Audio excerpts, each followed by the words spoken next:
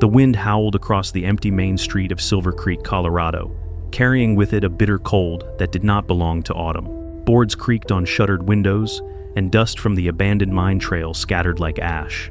A few men hunched in their coats outside the livery stable, their laughter cutting through the still air with a meanness sharpened by whiskey and hunger. The sign above the stable door read, "Mustang Auction, 1 day only." Inside, the air reeked of sweat, hay, and fear. Horses shifted nervously in their pens, eyes rolling white, nostrils flared. They knew animals always knew what waited at the end of the shouting voices and raised paddles. The buyers weren't ranchers looking for work stock. They were meat men, their wagons hitched just beyond town, the smell of blood and rusted chains already clinging to them. At the far corner, one horse stood apart, his ribs pressed sharp against his skin, his mane coarse as wire, yet his neck arched proudly, and his dark eyes refused to bow. The locals called him General, mocking the stubborn way he still planted his hooves, no matter how hard the handlers whipped at him. Nearby, a smaller pen held a mare, belly swollen, sides heaving. She trembled with each shout from the auctioneer, but when anyone came too near, her ears pinned back in defiance. The chalk mark scrawled on her flank read, "LOT 17 Cull." In the crowd, a man shifted his weight uneasily. His coat was patched, his boots cracked from years of marching and winters spent in mud. His hair, once black, was streaked with gray, though he was barely past 40. His name was Samuel Hayes, though most in Silver Creek had forgotten it or remembered only to mutter, "That war ghost who lives up the ridge." Sam's hand clenched the single silver dollar in his pocket until the edges cut into his palm. That coin was his winter flour, beans, maybe salt pork if he stretched it. Without it, the cabin would be nothing but empty shelves and gnawing hunger. But each time he looked at the mare's wide, frightened eyes, he felt another hunger, older and deeper. He had seen that look before, in the trenches of Shiloh, in the gaze of boys who knew they would never rise again. The auctioneer's voice thundered, "Lot 17, mare, poor condition, bred start the bid at 50 cents. No one raised a hand. Meat buyers murmured about the risk. A bred mare meant delay, wasted feed before slaughter. A pregnant belly was nothing but inconvenience. 40 cents, the auctioneer barked, still silence. Sam's heart pounded. His dollar burned in his pocket like fire. He remembered Mason's words, his old captain whispering in the chaos of war.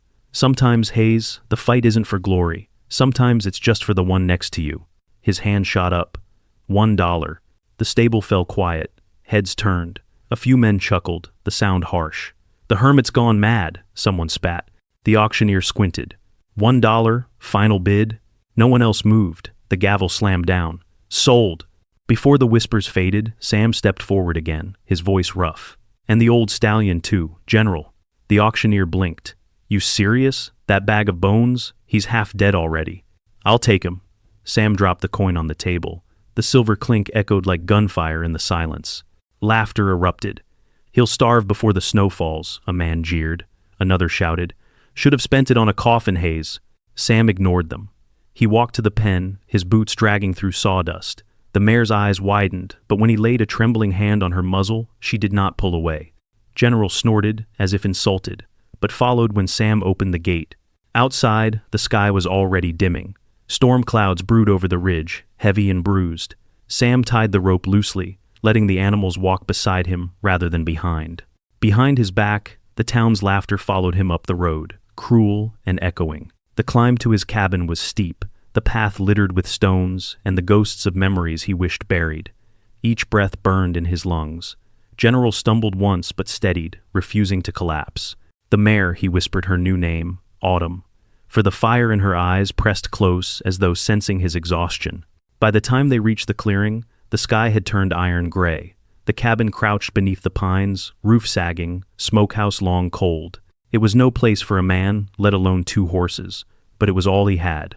Sam untied the ropes, let Autumn and General nose through the sparse hay he had stored. His stomach twisted. Each mouthful they ate was one he would not. That night, Sam sat by the weak glow of his lantern, listening to the storm build. The wind clawed at the shutters, and the horses shifted restlessly. He thought of the silver dollar left on the auctioneer's table, gone forever. Hunger would come soon.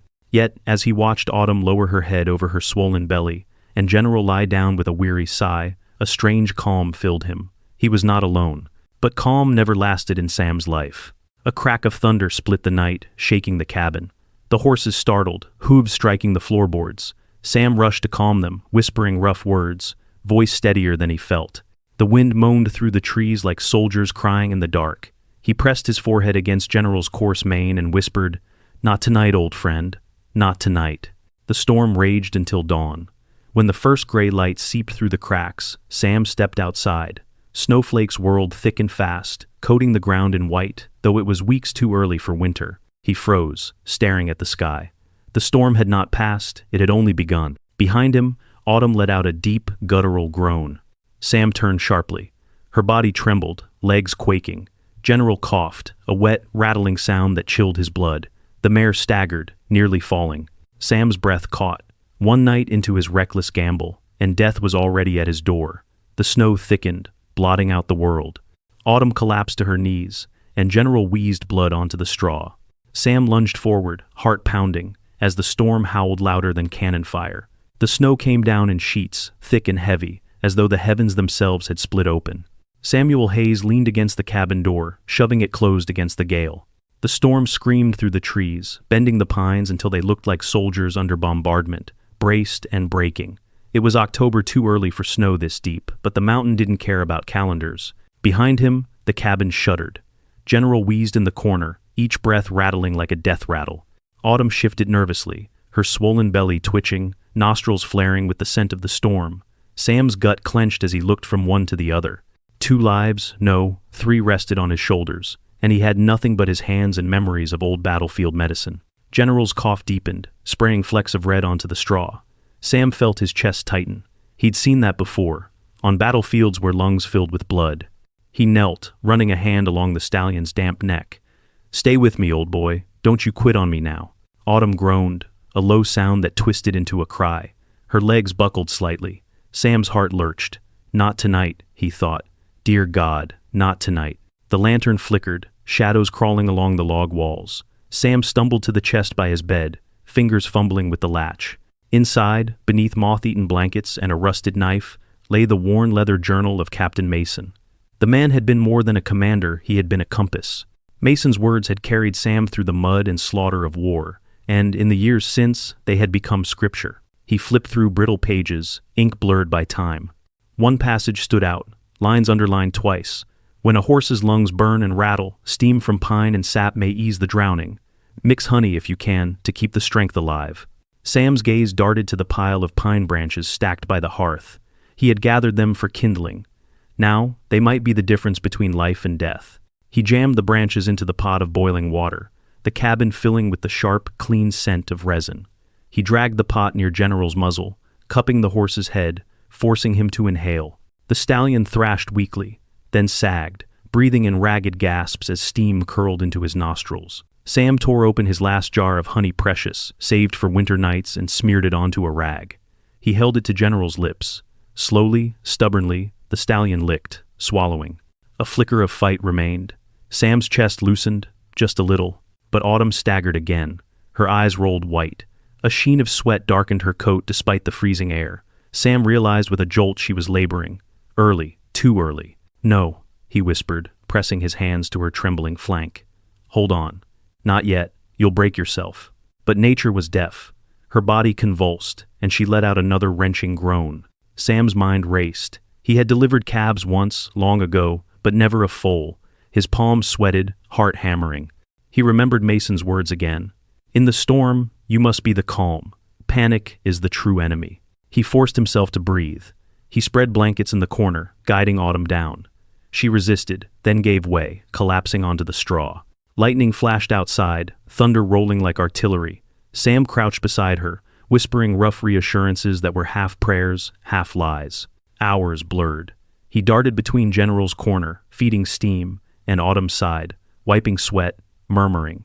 He forgot his own hunger, his own fear, until both became a dull ache. The storm outside never paused. Snow piled higher against the cabin walls, sealing them in like a tomb. At one point, Sam slumped against the wall, head in his hands. He thought of leaving, of letting nature decide. But when he looked up, Autumn's eyes locked on his. There was pain there, but also a plea, wordless and piercing. He couldn't abandon her. He wouldn't. General shifted, a wet cough rattling from his chest, but he breathed still. Sam dragged the steaming pot back, fed him another taste of honey. The stallion's ears flicked. A flicker of stubborn life remained. Autumn cried out again, louder, sharper. Sam dropped to her side. He saw hooves emerging, small and fragile, slick with blood and membrane. His throat tightened. Too soon. Too weak. "Come on," he muttered. "Come on, little one." The mare strained, muscles quivering. Sam pulled gently, guiding, coaxing. He spoke to her like a soldier to a brother. "Just a little more. You've got this. Push." Thunder roared. Snow slammed the shutters. Sam's world shrank to the trembling mare, the stallion's wheeze, and his own shaking hands. Finally, with a final cry, Autumn collapsed. The foal slid into the world, motionless, a tangle of legs and silence. Sam froze. His heart stopped. He wiped the small muzzle, rubbed furiously at the slick coat, whispering desperate words. "Breathe, please God, breathe." Nothing. His throat closed. He pressed harder, rubbing, shaking. "No, you don't get to quit before you start. Not here, not now." At last, a cough. Then another. The tiny chest rose, shuddering. A weak, broken whinny pierced the storm.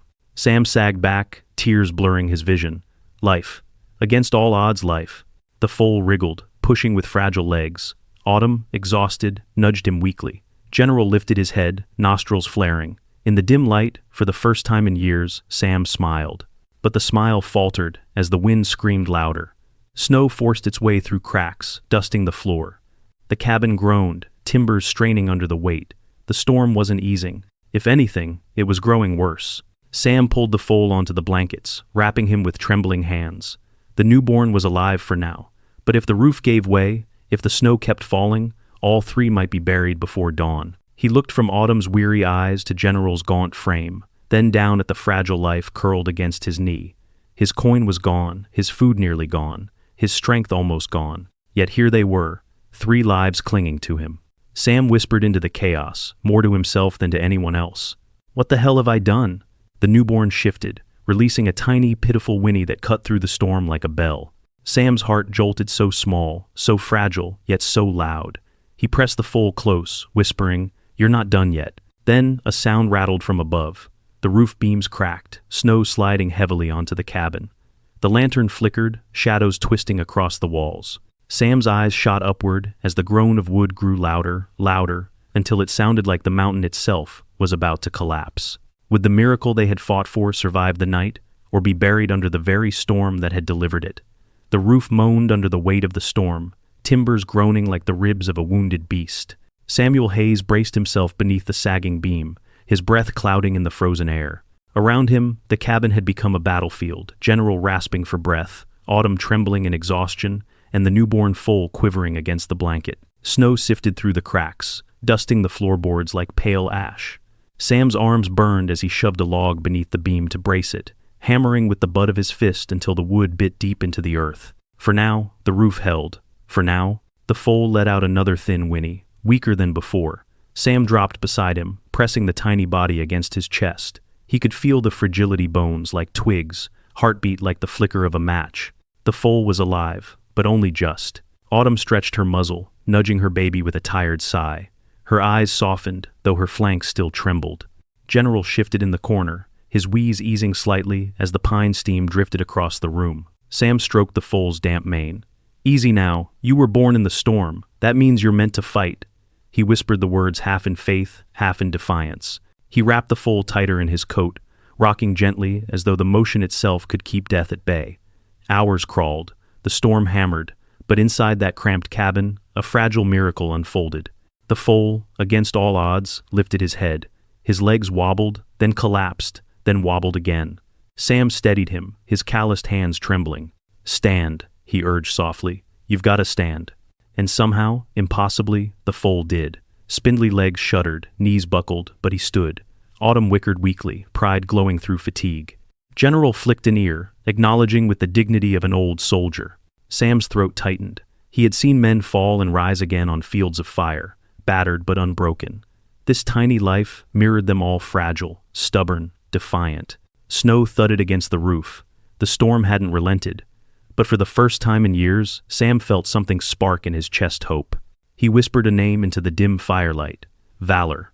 The word carried weight, born of memory and sacrifice. "That's who you are." The foal stumbled, then pressed against Autumn's side, seeking warmth. She nosed him gently, her breath misting over his coat. The three of them, mare, stallion, foal, formed a circle of breath and body, and Sam knelt among them, feeling the warmth seep into his bones. For a moment, the storm outside faded. There was only this, life where death had nearly claimed its due. Sam fed the fire one last log, watching the sparks leap like tiny stars.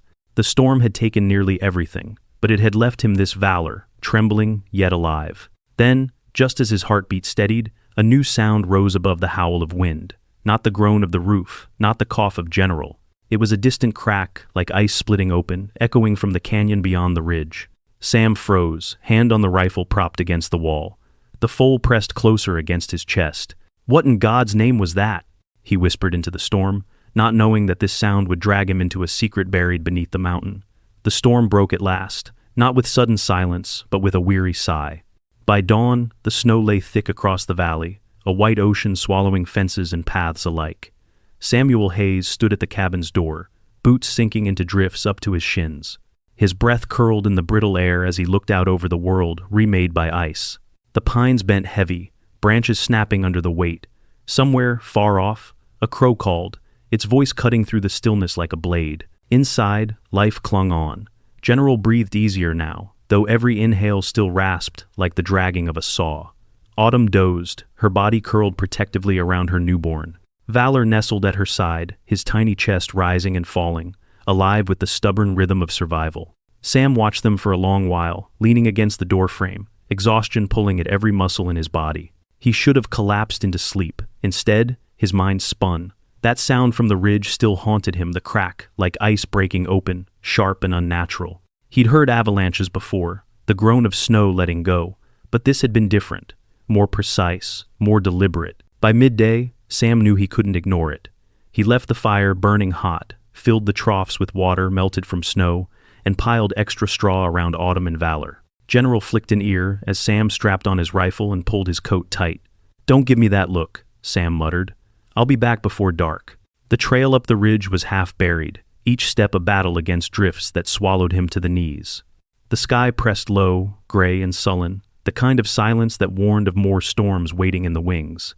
Sam pressed on, muscles burning, rifle steady across his back. When he reached the canyon mouth, he stopped dead. The snow there wasn't smooth like elsewhere. It had collapsed in a jagged scar, as if something had torn through from beneath. Chunks of ice jutted upward, glittering like broken glass. And there, half buried under rock and frozen mud, was wood. Old timbers, blackened with age, the remnants of a structure hidden beneath the mountain's skin. Sam's pulse quickened. He dropped to his knees, brushing away snow with raw hands. The timbers formed a crude doorway, braced with iron nails that had rusted to blood red. An old mine. He had heard whispers in town of shafts long abandoned, holes dug by desperate men during the Silver Rush. But this one, no one had spoken of it. He hesitated. Mines meant collapse, poison air, death for the unlucky. But something tugged at him, the same instinct that had led him to Valor's first breath. He lit his lantern and ducked inside. The air smelled of rust and earth, damp and cold. His boots crunched on gravel as the light swung across walls etched with pickaxe scars. Farther in, crates lay scattered, their wood warped with rot. He pried one open with the butt of his rifle. Inside lay papers, bundled tight in oilskin. He unrolled one and froze. It was a survey map, marked with government seals. Across the faded lines were notations in a precise military hand. Words leapt out at him. Copper vein, restricted access, property of U.S., War Department. Sam's mouth went dry. What the hell was the War Department doing here? He dug deeper. Another bundle, this one heavier. Inside were ledgers, pages of numbers, shipments listed under false ranch names. The dates stretched back decades. His lantern flickered. He set the papers aside and pressed farther into the shaft. The tunnel narrowed, forcing him to duck. Then, in the final chamber, he found something that made his skin crawl. A chest, iron-bound, its lid split open by rot. Inside were glass vials, most broken, their contents long since crystallized into strange green stains on the wood. But a few remained intact, filled with liquid the color of tarnished silver.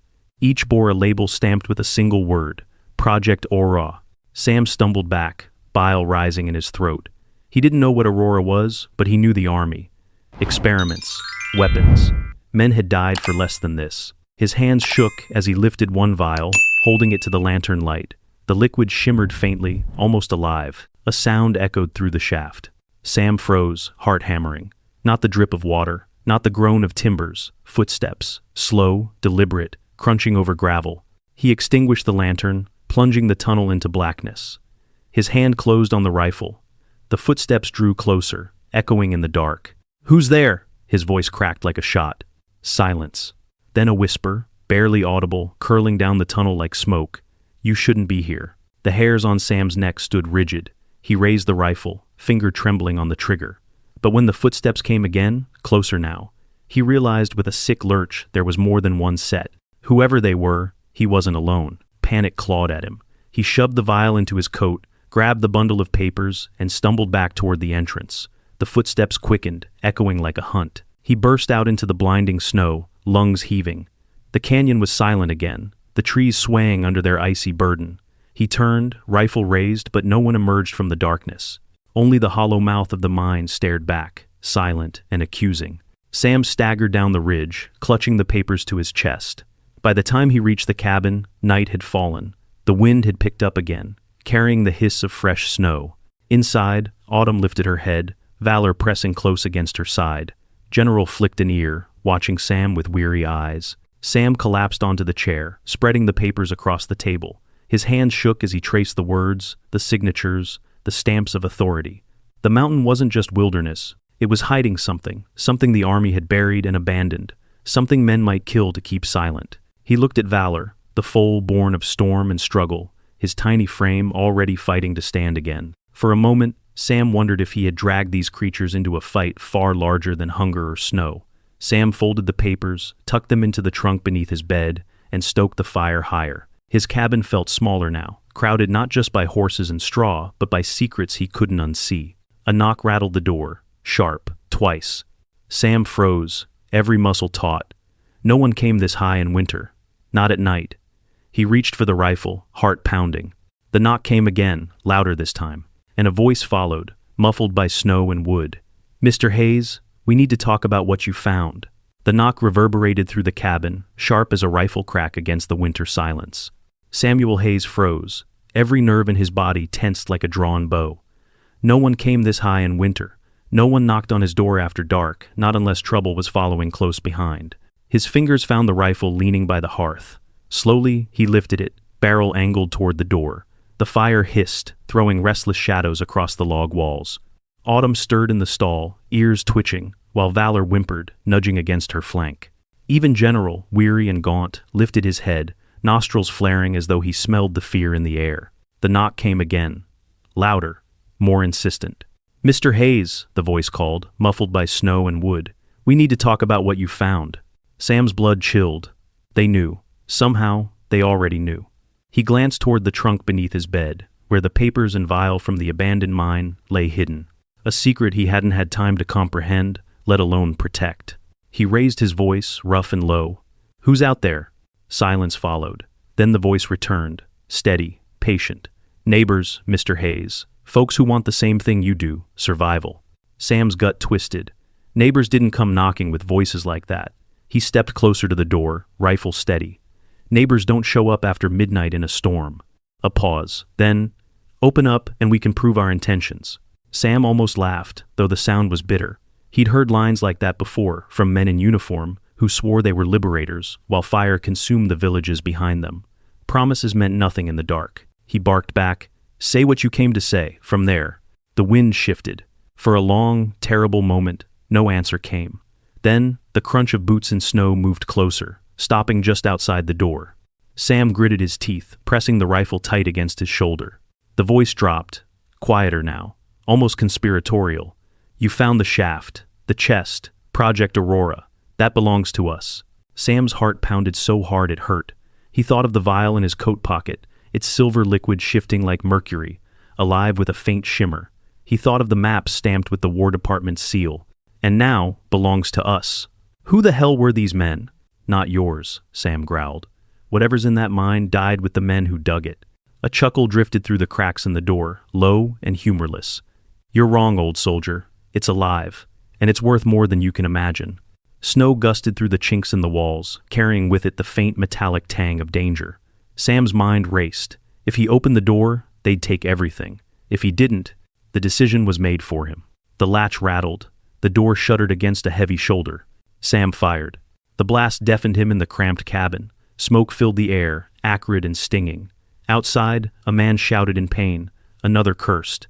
Boots scattered in the snow. Sam rammed the door shut with his shoulder, threw the beam across it, and whispered a ragged prayer. His hands shook as he reloaded. Autumn snorted, stamping nervously.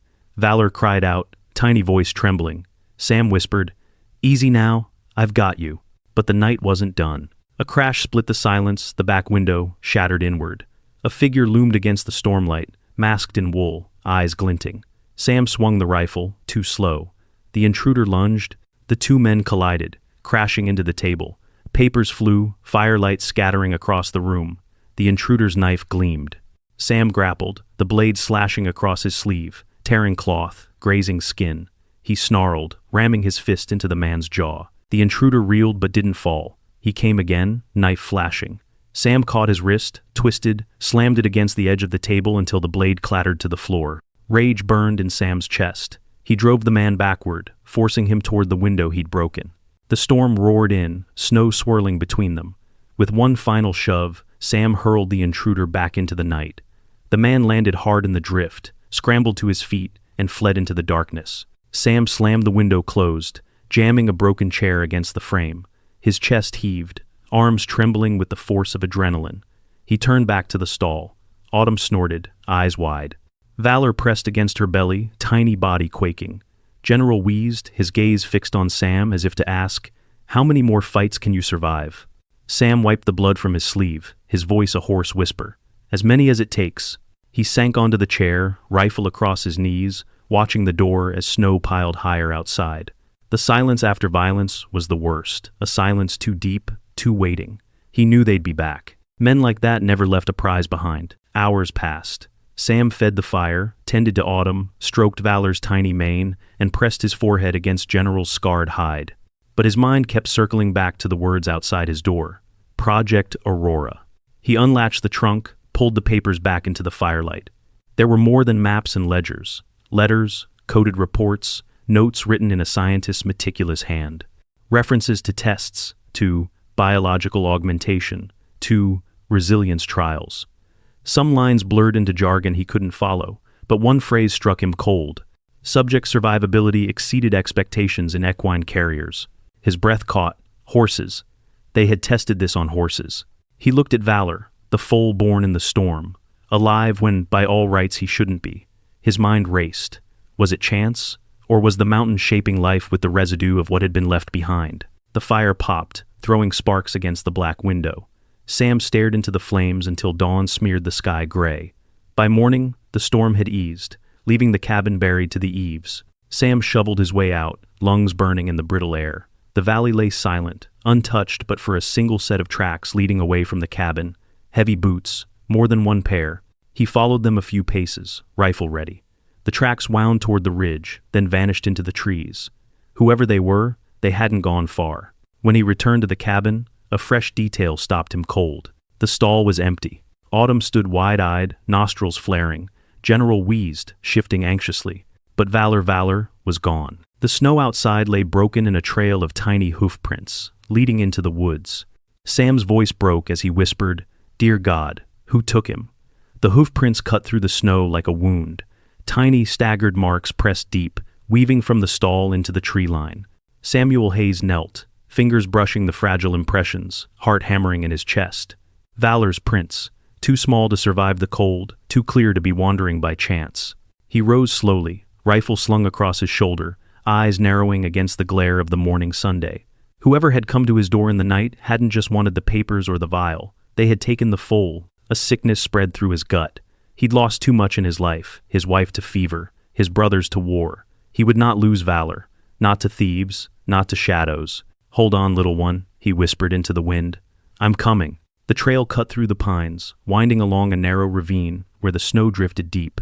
Sam followed, each step crunching, rifle ready. The forest was silent except for the groan of trees heavy with ice. His breath came harsh in the still air, a steady rhythm that matched the pounding of his boots. Half a mile in, he found the first sign. A scrap of cloth snagged on a branch, dark wool, torn and frayed. Human. His chest tightened. They weren't far ahead. The tracks grew more chaotic, boots mingling with Valor's prints. He imagined the foal stumbling, crying out. His blood boiled. He pressed on. The ridge narrowed into a pass, shadowed by sheer walls of rock. The prints led straight into it. Sam slowed, instincts sharpened by years of war. A pass was a kill zone. Sam's pulse surged. He broke into a run, boots skidding across ice. The pass opened into a hollow clearing, ringed by trees. There, in the center, stood 3 men. One held Valor by a rope, the foal bucking weakly against the restraint. Another crouched near a pack, unrolling something metallic that caught the light. The third turned at Sam's approach, rifle in hand. Sam froze, raising his own weapon. Let him go. The man with the rope laughed, jerking Valor closer. The foal cried out, hooves flailing.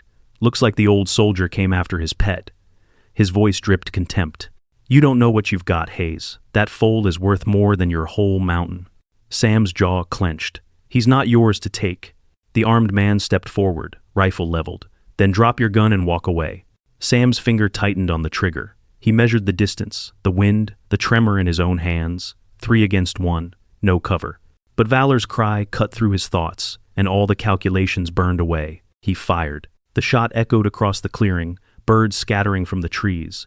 The armed man staggered, rifle spinning into the snow. The others shouted, dragging Valor back. The foal reared, rope cutting into his neck. Sam charged, a raw yell tearing from his throat.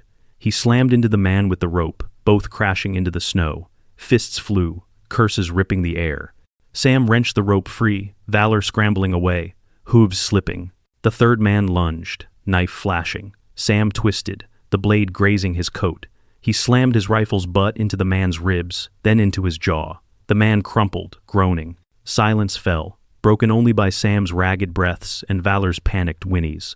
The foal stumbled toward him, trembling, pressing his head against Sam's chest. Sam dropped to his knees, wrapping both arms around the tiny body, burying his face in the damp mane. You're safe, he whispered, voice breaking. I've got you. But the fight wasn't over. The first man, the one Sam had shot, stirred in the snow, clutching his bleeding shoulder. His lips twisted into a sneer. You think you've won, Hayes? This isn't about you. That foal, he's part of something bigger. Project Aurora lives. Sam's stomach turned. He gripped Valor tighter, staring down at the man. Stay away from us. The man spat blood, laughing weakly. You can't hide. Others are coming, and when they do, they won't knock. His eyes glazed, body sagging into the snow. Alive or dead, Sam didn't care. He had Valor back. That was all that mattered for now. He rose, holding the foal against him, scanning the tree line. No more shadows moved. But the words echoed in his mind like a curse. Others are coming. By dusk, Sam returned to the cabin, Valor stumbling at his side, Autumn nickering in relief. General flicked an ear, nostrils flaring as if to say, You fought well, but the war isn't over. Sam collapsed by the fire, Valor curled against him. For a fleeting moment, warmth returned to his bones. He had saved the foal. He had defied the storm. But when he opened the trunk to hide the papers again, something caught his eye. One of the vials, the silver liquid marked Project Aurora, was missing. His blood ran cold. Had the intruders taken it during the fight, or had it slipped from his coat in the snow? Either way, someone else now held the secret that had nearly destroyed his mountain, and with it, the power to come back stronger. Sam stared into the fire, heart pounding. God help us, he whispered. What will they do with it? The mountains woke in silence. Snow clung to the pines like a heavy shroud, and the creek below the ridge lay frozen solid, its surface cracked by the weight of winter. Samuel Hayes shoveled a narrow path outside the cabin, his body aching from the fight the day before. Valor followed close, nosing at his boots, stumbling but determined to keep up. Sam paused, leaning on the shovel. The foal's breath rose in faint clouds, his eyes bright despite exhaustion. Each fragile step carried a defiance Sam recognized from the war life, refusing to bow to death. Autumn whickered from the stall, ears flicking, while General coughed, a wet sound that reminded Sam time was running thin for the old stallion. But it wasn't just hunger or sickness pressing in now. It was the weight of something larger, heavier than snow. The vial was missing. Somewhere out there, in hands unknown, the secret of Project Aurora was loose again. Sam dumped the shovel aside and went inside. The fire hissed, smoke curling against the rafters. On the table, the papers lay spread open, maps, ledgers, coded notes. He scanned the neat handwriting, his jaw tightening. Equine carriers, resilience beyond baseline, preliminary human application under review. He pushed the papers away, bile rising in his throat. They had used horses as subjects, and whatever was in those vials, it had been meant for more than animals. A knock rattled him from thought, not a pounding like before, but a polite tap. He stiffened, hand flying to the rifle. Valor pressed against his leg, trembling. "Easy," Sam whispered, striding to the door. He cracked it open, rifle hidden but ready. A woman stood outside, bundled in a heavy coat, snow crusted on her boots. Her face was weathered, strong, framed by a scarf pulled tight. She raised her hands slowly. "My name's Martha Collins," she said, voice steady. "I run the Collins Ranch down by Silver Creek. I heard there was trouble up here." Sam studied her. Martha was known in town sharp-tongued, stubborn, one of the few who hadn't sold out when the mining men came sniffing. He lowered the rifle, just a little. "What kind of trouble?" Her eyes flicked past him to the foal inside. "The kind with strangers asking questions they shouldn't. Word spreading, Hayes. Men are saying you've got something the company wants, something worth killing for." Sam's jaw clenched. He let her in. She shook off snow, her gaze sweeping the cabin, the horses, the foal, the scattered papers. She didn't ask questions, not yet. Instead, she warmed her hands at the fire. "Finally," she said, "you can't hold this alone. Whatever you found, it's bigger than you. And those men, they're not stopping." Sam sat opposite her. Valor pressed against his boots. "I don't want it. I never asked for it. But they took him." He stroked the foal's mane. "They'll come again." Martha nodded. "Then you need allies." By evening, others arrived. Thomas Walker, the innkeeper, carrying a sack of oats. Dr. Whitfield, his spectacles fogging as he stepped inside, carrying jars of herbs and poultices. One by one, the outcasts, the stubborn, the few still loyal to the land gathered in the cramped cabin. The air grew thick with wood smoke and voices. Sam explained what he had seen in the mine, the crates, the chest, the vials. He told them about the men who had come in the night, about the missing vial, about Valor's abduction and rescue. The room fell silent. Dr. Whitfield adjusted his glasses, his face pale. "If what you're saying is true, Hayes, Aurora wasn't just an experiment. It was a weapon. And if they've got one of those vials," Martha cut in, sharp, "then we'd better be ready when they come looking for the rest." Sam looked around the room. For the first time in years, he wasn't alone. He felt the old stir of comradeship, like sitting by a campfire before battle. The weight wasn't his alone anymore. But comfort didn't last. 3 nights later, Silver Creek stirred with whispers. The mining company's men had arrived in town, not just prospectors, but armed riders, polished boots crunching across the frozen boards. Their leader, a tall figure with a scar across his jaw, checked into the saloon. His name spread fast, Edward Polly, representative of Continental Mining. By dawn, word reached the ridge. Martha stormed into the cabin, her cheeks flushed from the cold. "They're here, Hayes. Polly himself. He's meeting with the sheriff. They'll come for you next." Sam's stomach turned to stone. He strapped on his coat, slung the rifle, and looked at Valor. The foal wobbled to his feet, ears pricked. Sam knelt, cupping his muzzle. "Stay with her," he murmured, nodding to Autumn. "I'll be back." The walk to town felt like marching to the front again. Snow crunched underfoot, the air sharp enough to cut. Silver Creek loomed ahead, smoke rising from chimneys, the saloon lanterns glowing through frosted glass. Inside, the saloon stank of tobacco and whiskey. Men crowded around tables, their laughter sharp, brittle.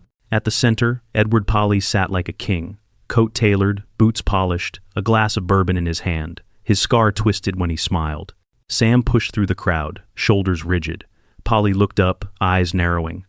"Mr. Hayes," he drawled, "I was hoping we'd meet." Sam said nothing.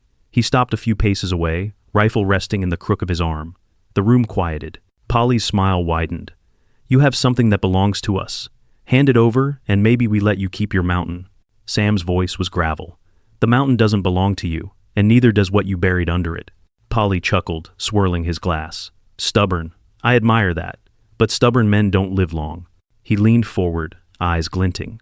"Think carefully, Hayes. That foal of yours, pretty thing, strong for his age. How long you think he lasts if accidents keep happening around here?" The crowd shifted, murmurs rising. Sam's fists clenched. He remembered Valor's whinny in the snow, the rope around his neck, the terror in his eyes. Rage flared like wildfire. But before he could answer, the saloon doors banged open. Sheriff Miller strode in, hand resting on his pistol. His gaze swept the room, then locked on Sam. "Hayes," he said, voice clipped. "We need to talk. Outside." Sam's jaw tightened. He met Polly's smirk one last time, then followed the sheriff into the snow. The street lay empty, lanterns flickering in the wind. Sheriff Miller faced him, eyes unreadable. "You've stirred up a hornet's nest, Hayes. Men like Polly don't back down. They buy towns. They bury secrets." Sam's voice was raw. "Then let him try." The sheriff leaned closer, lowering his voice. "You don't understand. They already have more than you think. Last night, one of Polly's men came into my office, carrying a vial. Said it proves you're harboring stolen property, government property." Sam's stomach dropped. The missing vial. The sheriff's gaze hardened. "They're not just after you anymore, Hayes. They're after the whole town. And if we don't act fast, Silver Creek won't survive." Sam gripped the rifle tighter, the fire in his chest rising again. But before he could answer, a scream split the night, a woman's voice. From the edge of town, Sam and the sheriff spun, snow crunching under their boots as they ran toward the sound. The scream ripped through the frozen night, sharp and terrified. Samuel Hayes and Sheriff Miller sprinted down the snowbound street, boots crunching, breath burning their lungs. Behind them, the saloon emptied men spilling into the street, faces pale in the lantern light. The cry came again, from the edge of town, near the stockyard. Sam gripped his rifle tighter, Valor's small whinny echoing in his mind like a ghost. He pushed faster, shoving through the drifts until the stockyard gates loomed ahead. The sight froze him cold. A barn burned, flames clawing skyward, sparks raining into the night. Horses screamed inside, their silhouettes thrashing against the fire. And standing in front of the blaze, framed by hellfire, was Edward Polly and his men. One of them held Autumn's rope. The mare reared, eyes rolling in terror. Sam's chest tightened until he could barely breathe. Valor. If they had Autumn, they'd come for the foal too. "Hayes," Miller barked, pistol raised. "We can't take them all." But Sam was already moving, rage tearing through him like cannon fire. He charged, rifle cracking once, twice. A man fell, clutching his leg. Chaos exploded. Polly shouted, his men scattering into cover. Bullets whined through the air, striking wood, spitting snow. Sam dove behind a trough, breath ragged, rifle smoking. Across the firelit yard, Autumn fought against the rope, her cries piercing the roar of the flames. "Get her out!" Sam roared. Miller fired, driving back two men, then lunged forward, slashing the rope. Autumn bolted free, kicking snow, vanishing into the night. Polly's snarl twisted in the firelight. "You're a fool, Hayes. Do you think this ends with a rope? We hold everything now. The land, the law, the proof." He lifted a small glass vial, silver liquid swirling inside. The missing Aurora. Sam's blood turned to ice. Polly raised it high, voice booming. "This is the future. Stronger beasts, stronger men. Nations will kneel for it." He uncorked it with a savage twist. "No," Sam fired. The shot struck Polly's arm. The vial flew, spinning, catching firelight. For a heartbeat, all eyes followed it, glittering as it fell into the flames. The barn erupted. An explosion shattered the night, flames surging skyward, timbers collapsing in a thunderous roar. Men screamed, thrown backward by the blast. Snow melted in a wave of steam, smoke choking the air. Sam was hurled off his feet, crashing into the drift. When the ringing in his ears faded, he staggered up. The barn was a skeleton of fire, embers raining down like stars. Bodies littered the snow, groaning, writhing. Miller coughed nearby, face blackened with soot. "But Polly..." Polly crawled from the wreckage, his scarred face twisted, his coat smoldering. His eyes gleamed with something unnatural. Sam froze. Polly rose, staggering, his body trembling, veins pulsing with a faint silver light. His breath steamed, too hot, too strong. The vial hadn't shattered, it had broken open on him. He laughed, low and terrible, voice echoing through the flames. "Do you see, Hayes? Aurora lives in me now." Sam raised his rifle, firing once, twice, 3 times.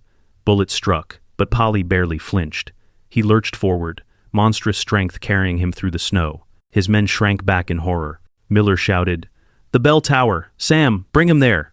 Sam turned, spotting the church at the far end of the street, its bell tower rising like a sentinel. He ran, boots slipping, heart pounding. Behind him, Polly roared, charging through snowdrifts, each step shaking the ground. Sam dove into the church, racing up the narrow stairs. The bell loomed above, iron black against the flames outside. He spun, rifle ready. Polly burst through the doorway, silver veins glowing, eyes wild. "You can't stop it. I am the future." Sam's voice was raw. "Then the future ends here." He fired point blank, the shot echoing like thunder. Polly staggered, but still advanced. Sam swung, slamming the rifle butt into his jaw. The two men grappled, crashing against the beams. Wood splintered, the bell groaning on its mount. With a roar, Sam heaved, driving Polly against the support. The beam cracked. The bell shifted, hanging by a breath. Sam shoved harder, every muscle screaming. The bell broke free. It crashed down, slamming into Polly with the force of judgment. The floor collapsed, fire and smoke swallowing the church in a deafening roar. Silence followed. Sam crawled from the wreckage, smoke stinging his lungs, ears ringing. The bell lay half buried in snow, its iron cracked, its weight final. Polly's body lay beneath it, motionless, silver light fading into darkness. The townsfolk gathered, eyes wide, faces pale. Martha Collins stepped forward, voice steady. "It's over." Sam looked back at the burning barn, at the ruined church, at the men groaning in the snow. He thought of the vial, of the silver veins, of Valor's fragile breath against his chest. "No," he whispered, "it's not over. Not if there are more." Martha's gaze sharpened. "Then we make sure there aren't." For a moment, the weight lifted. Autumn reappeared, Valor stumbling at her side, both pressing against Sam's legs. He dropped to his knees, burying his face in the foal's mane, tears burning hot in the freezing air. The fire behind them crackled. The town breathed. For the first time, Silver Creek stood together, not for gold, not for land, but for freedom. Sam rose slowly, Valor at his side.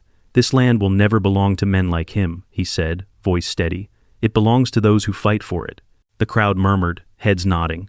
The sanctuary had been born not just in a cabin, but in the blood and fire of this night. Resolution divided by transition. Final cliffhanger. Dawn broke over Silver Creek, painting the snow in gold.